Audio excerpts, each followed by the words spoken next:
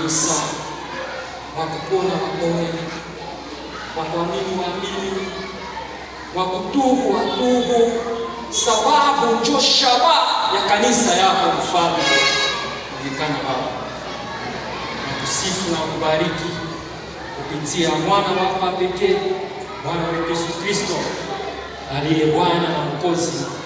Ninaomba, amen. Asante kwa mara nyingine tena, niko mbele yenu juu ya kuweza kujikumbusha kwa maneno kidogo katika maandiko matakatifu. Kabla sijaendelea zaidi, na pima kufanya samla, lakini kuko kitu kiko na midai ndani ya kanisa. Munakuya pale, panakuya na muziko ya kuombea mikusanyiko, ya kuombea kanisa, ya kuombea wazee na watumishi.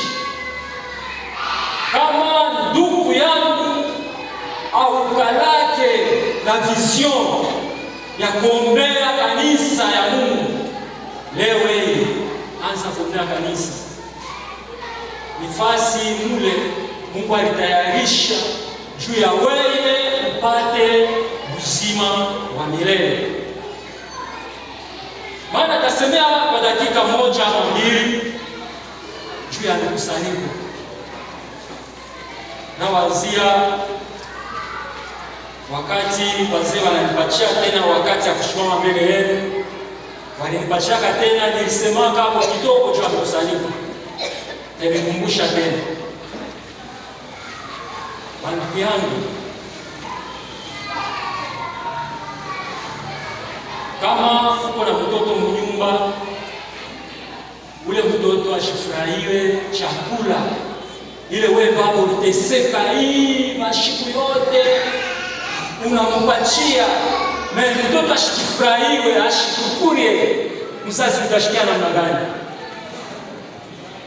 Nakumbuka miaka ya Kongo, wakati ya Pasteur Jean-Marie Pamba 86, 87, 88, 89, 90, wazee walitayarishaka kwa ya kusala juu ya kwanza kupata bani kuna mikusanyiko ya mkajimoya na mkastaka, maana makorali yanze kuimba. Hata vile ilifanikaka ni mashiku kidogo na ilipotea, tunarudia ritme yetu ya zamani. Maana inaonekana atufurahiwe ya ile wazee kutayarishia ile chakula, wazee kututafutia, hatuna nafasi ya kuweza tena kuikaribia kuni ya kile chakula. Inakuwa ni ole zaidi kama magonjwa ile inakuwa kroniki, kumwili itakuwa ni kwa shoroko. Sasa kuroho itakuwa na magani, maana ni riski. Unaweza kutoka kwa msingi upoteshe na ile kidogo yenyewe unayo, upoteshe uzima wa milele. Haina tu mpaka mikusanyiko ya kanisa, tuangalia hata mablock, utakuwa kuona bajenda na faida zaidi kuimba, lakini mikusanyiko hii si zaidi ifurahikia na kuya nione zaidi.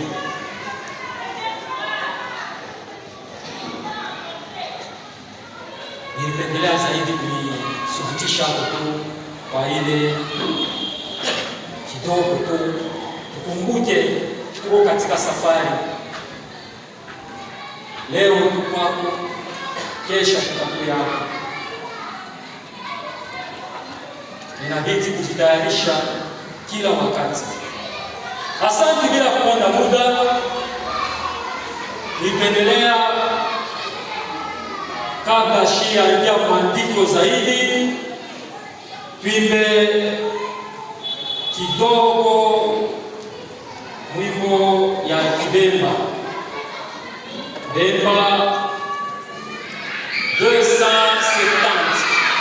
wimbo ya Kibemba 270.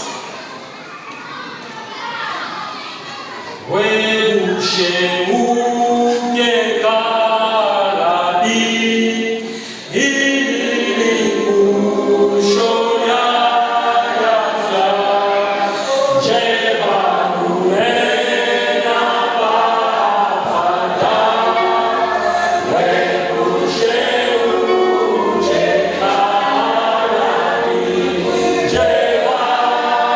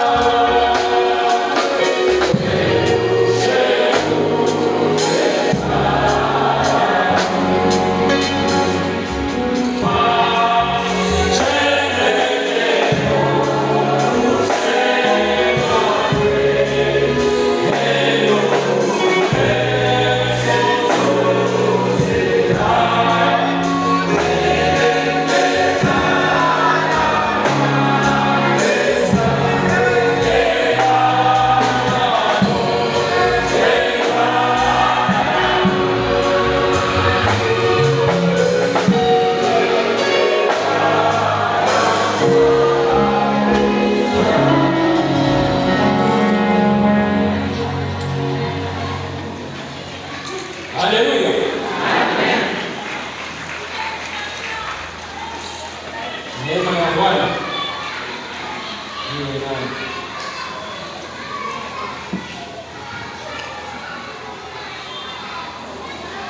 Wakati mtu anapoishi nchini duniani anafanya vipande hivi tatu. Tunakuwa kipande cha kwanza mwili, kipande cha pili roho, na kipande cha tatu nafsi. Mwili inaishi kama inakuwa na hivi vipande vingine viwili, roho na nafsi, lakini roho na nafsi yo inaishi kwa sababu Mungu aliumba ya milele. Wakati Mungu alilaani kufa ni mwili hii ya nyama. Haleluya! Maana uko udongo utarudia kwa mafungu. Mungu ashikuseme roho au nafsi itarudia kwa mafungu. Ili Mungu aliumba ishi milele, na yeye mwenyewe ndiye anapata uwezo ya kuiharibu, anapata ile uwezo ya kuiua, maana kuimaliza ishishi tena. Mwili ndio inaonekana kuna teseka zaidi, ikachia vitu mbalimbali, mavazi, miotoka, manyumba ya tafakari, ile vyote tuko naona vizuri kwenye yetu tunaipachaka ni mwili. Sasa roho na nafsi tunataka tuelekezea kidogo. Kuko wengine tangia juma hii ilianza hawasomaka hata Biblia. Biblia kwa kuishikia, haina hata kusoma, kuishikia.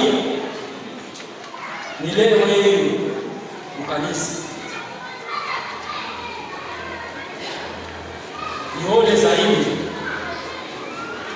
Mwingine na yeye ni leo hii ndio anafungua Biblia.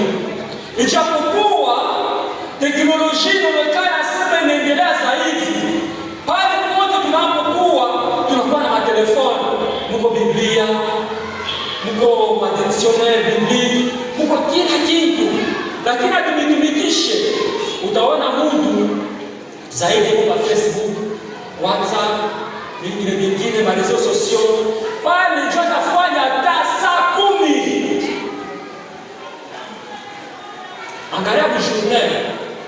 Wewe ndio kuevaluate application hiyo na kufikisha zaidi.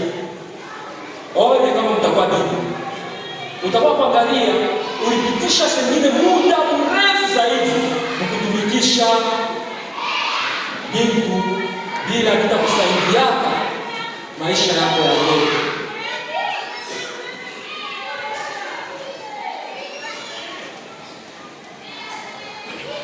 Nafsi ni mule kunakuya hekima, busara, elimu na kile kielimu na ufahamu. Maana bumuntu mie inakuwa ni nafsi.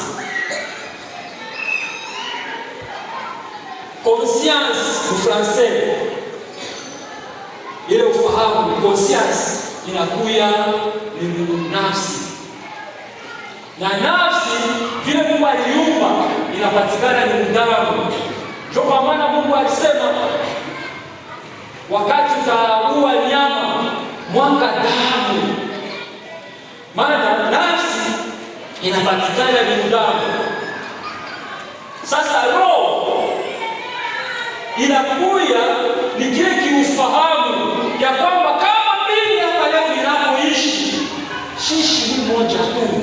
Kwa chikuya tu ni moja na sana tokeleke tu nifalike hapa.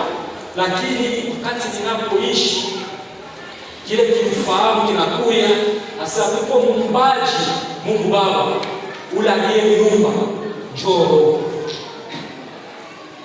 Maana roho inanifahamisha kumjua Mungu. Haleluya. Sasa nyama inakuwa na vipande viwili. Mwili na nafsi. Mwili na nafsi. Hakuna hata siku moja nyama ataniwaka sema kwa muumbaji. Yeye anaishi tu na akifa anakufa. Yake nishia pale. Sasa isije kufanane sana nyama, lakini kufanane na huyu aliyefia. Maandiko hili nilisoma Kutoka 20:1-2. Mimi ni Bwana Mungu wako aliyekutoa katika nchi ya Misri, toka nyumba ya utumwa. Mimi ni Bwana Mungu wako niliyekutoa wewe kutoka katika nyumba ya ulevi. Mimi ni Bwana Mungu wako niliyekutoa wewe kutoka katika washerati. Mimi ni Bwana Mungu wako niliyekutoa wewe kutoka katika wizi. Mimi ni Bwana Mungu wako niliyekutoa wewe kutoka katika ulozi. Amen. Mungu ni mwaminifu na Mungu ni wa maajabu. Mungu anapenda kumfanana. Mungu alitutosha ile maisha tulikuwa nayo, ile tulianza kuishi, hatukutoke mashida yenyewe, maana Mungu alipenda kututosha kusudi tumfahamu.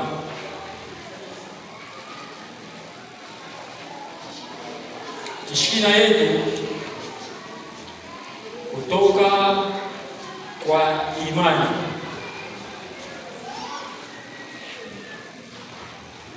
kutoka kwa imani.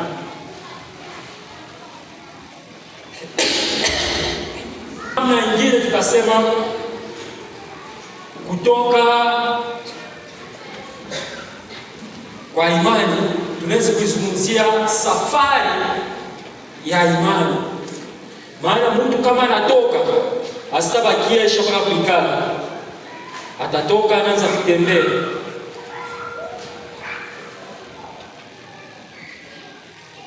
Kutoka kwa Swahili, maana wakati mtu anatoka, kutoka unaachana na kuondoka. Maana wakati mtu anatoka asitarudia tena huko anatoka. Jo Swahili. Kuondoka ni vile tunakaa tunaondoka kila siku kwa nyumba yetu. Tuliondoka kwa nyumba yetu, tunakuja hapa kanisani, kisha tena tutarudia kwa nyumba. Tulitoka kwa nyumba yetu, tunaenda mkazi, kisha tena tunarudia kwa nyumba. Maana tunaondoka kwa nyumba yetu, tunaenda kukanisa, tunaenda kwa kazi, kisha tena tutarudia. Lakini kama unatoka au sitarudia tena.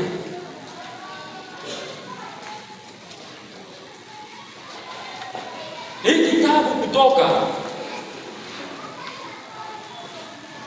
ni kimoja ya vitabu vile Musa aliandika, karibu vitabu vile vitano. Ni kimoja cha ile vitabu. Hii kitabu Kutoka kinaonesha miujiza ya Mungu na upendo ya Mungu kwa wana wa Israeli. Sasa shairi tulisoma, mimi ni Bwana Mungu wako, nilikutosha katika nchi ya Misri, nyumba ya utumwa. Maana inakuya ni kiingilio cha hii kitabu Kutoka, inakuwa ni introduction ya hii kitabu Kutoka.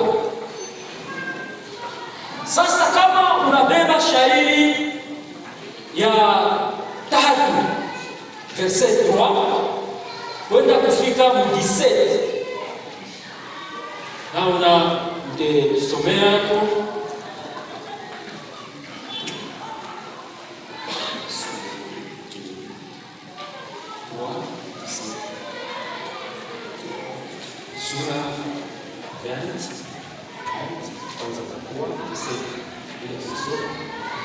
Tutasoma kitabu ile ya Kutoka sura 12 mstari ya 3 hadi mstari 17. Kutoka sura 12 mstari ya 3 hadi mstari 17. Tunasoma: usijifanyie sanamu ya kuchonga wala wa kitu kilicho mbinguni juu, wala duniani chini, wala ndani ya maji chini ya dunia. Usiiname mbele yao kuzitumikia, kwa kuwa mimi Bwana Mungu wako ni Mungu mwenye wivu, nikipatiliza wana uovu wa baba zao hata kizazi cha 3 au cha 4 cha wale ambao wananichukia. Na hii yote shairi walikusomea, usijifanyie sanamu, usiue, usizini.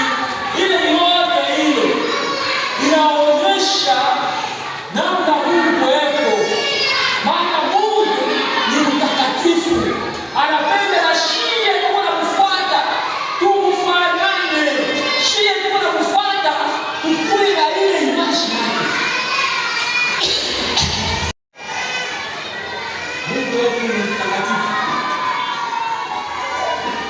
tena Mungu ni mkubwa zaidi. Mungu ni mwenye mamlaka. Watoto wa Israeli wakati walijiingiza bila aventure kutoka Misri, wale watoto wa Israeli walijiingiza hapo tu. Nazania imani yao ilikuwa sasa, ilikuwa mzuri akimbie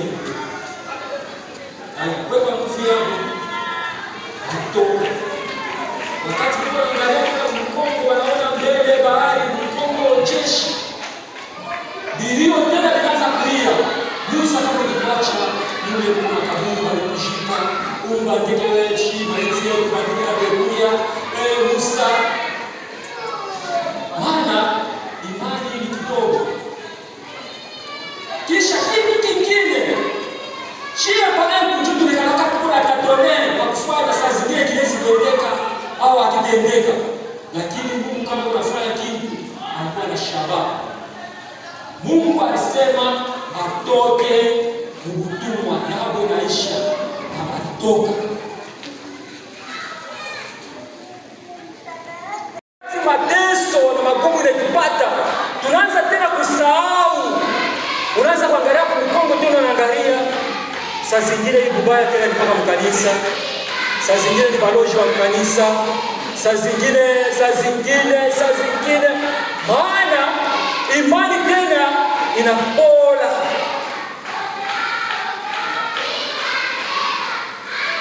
Lakini wewe shika imani. Wakati ushamwamini Bwana Yesu Kristo, anakuwa na shabaha juu ya maisha yako. Anajua kinyewe kila alifanya, jua kusema wewe akutoshe mwile tabia ulikuwa nayo kusudi upate kutumikia. Mko yake ya jento mtanirudia ya Musa jento Kutoka 18:11 anasema nini? Asema basi ninajua ya kama Bwana ni mkubwa kuliko miungu yote. Bwana ni mkubwa kuliko miungu yote. Angalia vile balifwanshia bile bapindukia bo benye Misri.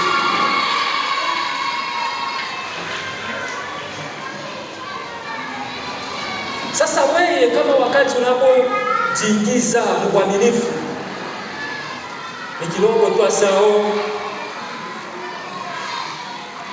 ananiloka ni mpaka mkanisa maloji wale wanapita mkanisa na mandoto iko na changer wakati na maloji watafanya loka.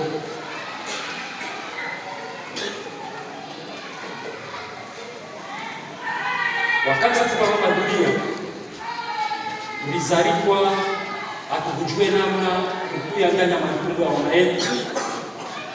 Ilikuwa ni safari ya kwanza. Tunafika hapa dunia, inakuwa safari ya pili. Unabakia safari ya tatu, ile inatongojea mie na wewe. Siku ile nafsi yetu itatoa hesabu yetu bila macho ya Mungu. Sasa wewe unatembea namna gani? Maisha yako umetayarisha namna gani? Ushakukaribia Mungu? Ushakuamini kwa hakika? Uchangalie namna unavyoishi katika uaminifu wako. Mungu anapenda kumfanani. Musa wakati alienda mbele ya Mungu anafanya siku 40, siku 40.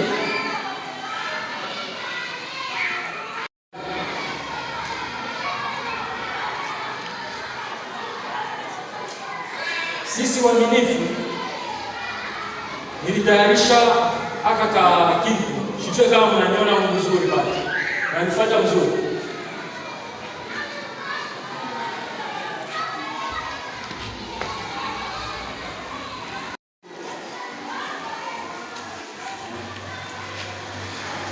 Unaona? Mtu yuko huku ni Kristo na huku ni Shetani. Huku ni utukufu na huku ni kupotea. Wakati mtu yuko hapa, kuna kuya mawezo mbili, ile nayo kukokota ya Kristo na ya Shetani.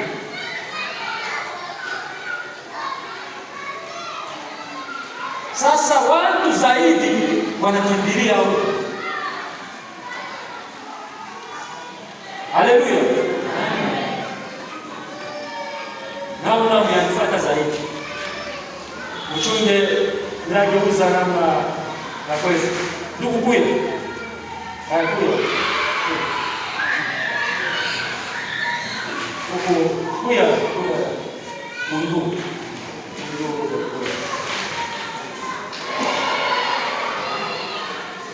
Naweza fanya utupatie kwa mikrofoni hii.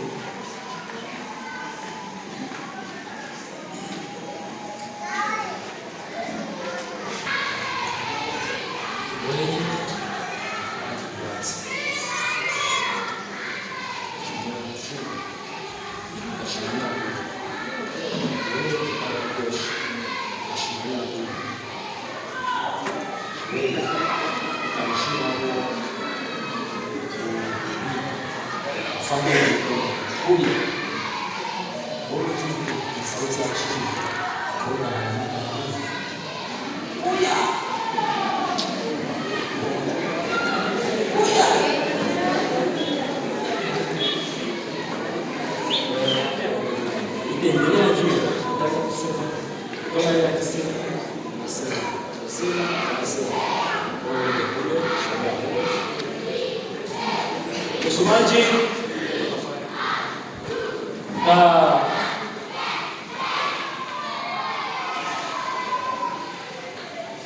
angalia Waefeso sura 1 mstari ya 3. Abarikiwe Mungu na Baba ya Bwana wetu Yesu Kristo, ambaye alitubariki kwa baraka zote za roho katika pahali pa mbingu ndani ya Kristo. Amen. Baraka yote ya kiroho ndani ya Yesu Kristo. Bandugu yangu, kubarikiwa ni nini? Kutoka sasa ule agiza mjo sekere eko ni mbingu ni kujenga nyumba, kujenga nyumba. Sasa ule esha kujenga vila, maana eko mparadhi. Sasa kubarikiwa ni nini? Amen. Munaona shiba Kristo ndio kutoka na kupunguza Mungu wetu. Mungu wetu ni mkubwa zaidi, munene zaidi. Mungu wetu hawezi kumfananisha na tupitu tuloko tule mwanadamu alifanya kwa mikono yake. Amen. Mungu wetu ni mkubwa zaidi. Unaona mtu anapita mmotoka, jua kwa mashikini, hauna na uwezo wa kupata ile motoka na sasa shibuloji kule. Amen. Amen. Oh, kani ka motoka katibu kwa kule mbele ya macho ya Mungu. Mungu wetu bali panaishia akili ya mwanadamu, ndio panaishia sasa akili yake. Akili ya mwanadamu imeshia kwa nini? Mwangalie vitu bado dunia inafanya.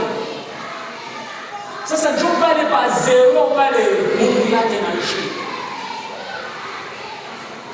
Wewe ukipata motoka sana na barikiwa. Unapata nyumba sana na barikiwa. Ni baraka. Maana kuonekana sasa vile Mungu kwa maparti mbili. Juu haina shikote tutapata motoka na haina shikote tutapata manyumba. Kutakuwa wale watakufa barabara na wengine watakufa ashia bandaka kwa tamba moto yake. Sasa kubarikiwa ni nini? Maana kubarikiwa kwetu ili Mungu ashakutengenezea ni uzima wa milele, neema ndani ya Yesu Kristo, grace ili Mungu ashakuletea. Maandiko yanasema tafuteni kwanza ufalme wa mbinguni na hii yote itakuja baadaye. Dictionnaire biblique kama nasema kutafuta, maana ni kitu uko nacho deja. Kamusi ya Biblia sasa tafuta, maana ni kitu uko nacho deja. Inachana na kamusi ya masomo ile tunajifunza. Juu yote sasa chercher, maana ni kitu hauna nacho unaenda kukitafuta, lakini tafuteni ufalme wa mbinguni uko nao deja. Nishie kujipana kwanza, kukusanyika kwanza, kumtafuta Mungu kwanza, kujitoa katika makazi ile Mungu anapenda kuifanya. Sasa mie hapa niko katikati ya ndugu na ndugu. Kule msomaji utashimama, tangalia Galatia 5.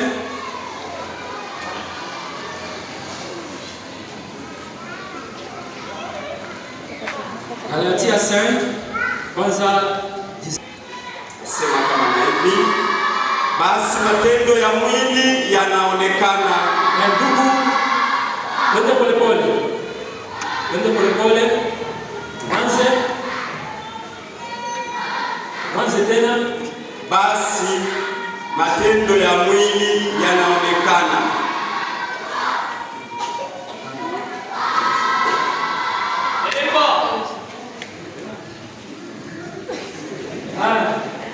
Ndiyo uasherati, uchafu, uzinzi,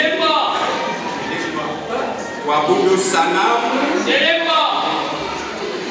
ulozi, uadui, ugomvi,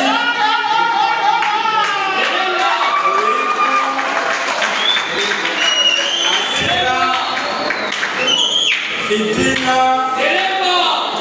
faraka, uzushi, usuda,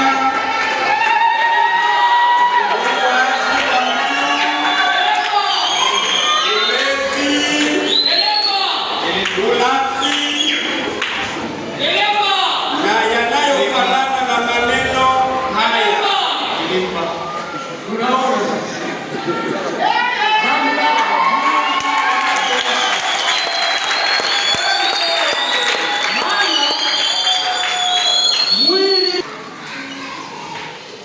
Vyote vile mtu anavyovifanya kuchini duniani vinaefekte hata na uso yake. Utakuya kona ni kijana eko na miaka sengine 25 na unaona sura sawa mtu mkubwa zaidi. Juu ubaya unapita zaidi ndani ya moyo wake. Wakati sasa ile mbaya inapita zaidi, anaanza kufanana nani? Kambo yake shetani. Sasa yeye ni shetani.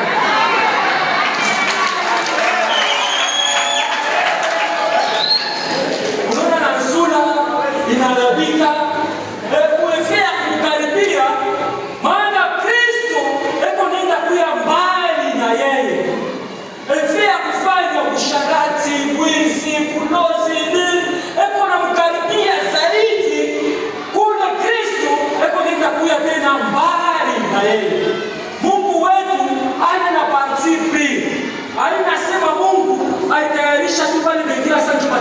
watamtumikia na wengine hapa hawatamtumikia.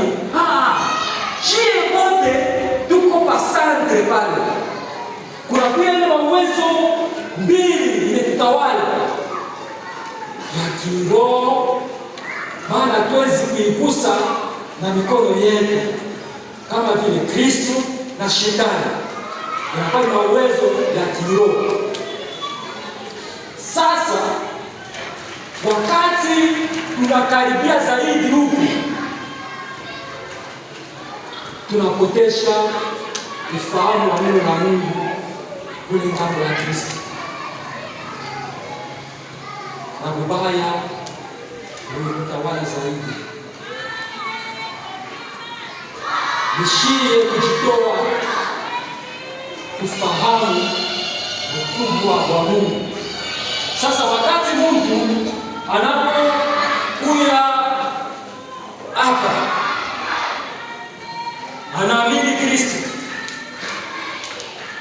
anapenda sasa kumtumikia, hausitabakia pale pale tu, maana unapashwa kuendelea imani sasa. Na imani wakati unapoendelea, matunda ya mwili ya roho inapaswa kukushindikiza katika safari yako ya imani. Matunda ya roho, Wagalatia 5:22. Kitabu cha Wagalatia sura ile ya 5 mstari 12. Lakini matunda ya roho ni mapendo, furaha, neema,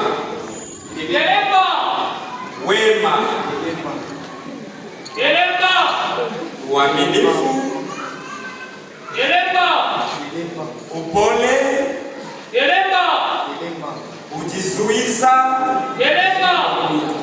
Hakuna sheria. Amen. Na sura itabadilika, nitamfanana na Kristo. Tabia wafuraha, sababu ninapata wokovu ndani ya Yesu Kristo. Asante Bwana.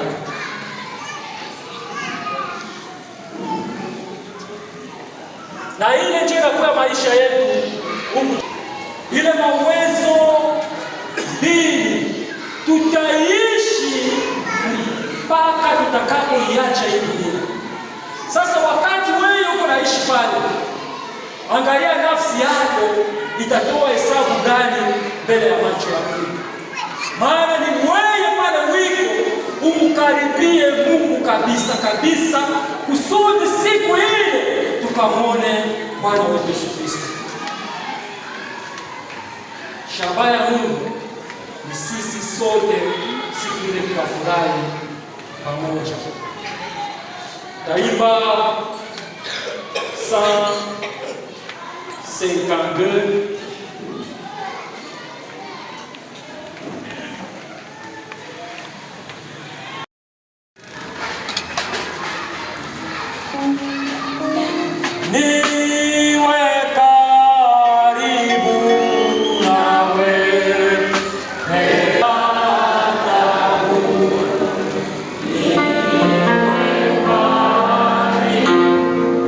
Thank you.